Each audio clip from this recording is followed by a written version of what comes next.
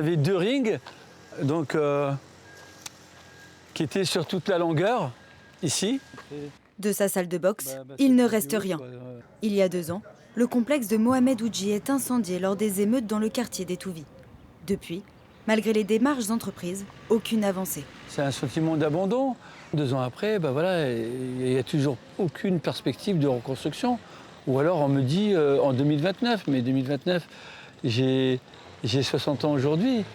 Donc moi j'aimerais pouvoir laisser quelque chose à la génération qui va reprendre le relais, quoi. La relève, elle, ne désarme pas. Dans ce dojo attenant à l'ancienne salle prêtée par la municipalité, Anaïs Couvier s'entraîne pour les prochains championnats du monde. C'est petit, c'est pas forcément une salle adaptée. Y a pas de vestiaire avec des douches et tout. C'est quand même plus compliqué. Anaïs Lagarde.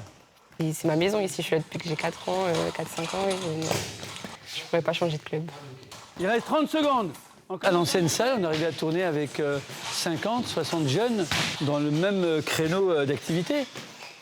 Aujourd'hui, à 15 jeunes, la salle est pleine, quoi. Au total, le club a perdu 2/3 de ses adhérents. Ses membres regrettent que la collectivité n'agisse pas assez rapidement. La réfection d'un édifice quel qu'il soit prend effectivement du temps que je trouve personnellement aussi très très long. Mais nous cherchons une solution pour mieux les installer, parce que ce n'est pas durable, pendant que les études nécessaires et les travaux vont se poursuivre.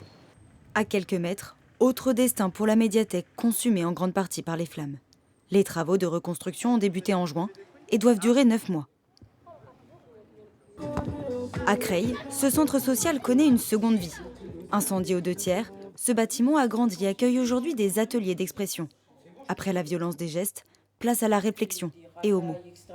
C'est pas parce que quelqu'un est mort que tu allais casser un carrefour. Ça n'a rien à voir. S'il n'y aurait pas le centre, je ne serais pas perdue, mais il me manquerait quelque chose. Parce que il n'y a pas ce côté où on peut se sentir en sécurité pour parler de n'importe quoi sans être jugé. Alors que dehors, on peut être jugé partout. Le projet est né d'un constat. Il n'y a pas une parole qui est moins intéressante, donc je t'écoute, vas-y. La difficulté à continuer d'attirer les adolescents dans ce centre.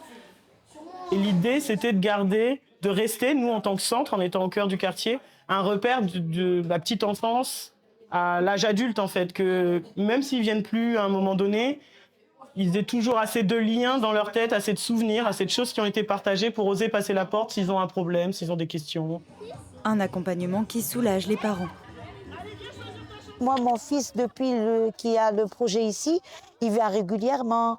Il passe son temps ici, pas dehors. Là, je suis rassurée. Depuis le lancement des ateliers, le nombre d'adolescents accueillis au centre social a été multiplié par 10. Venez tous ensemble, c'est trop bien.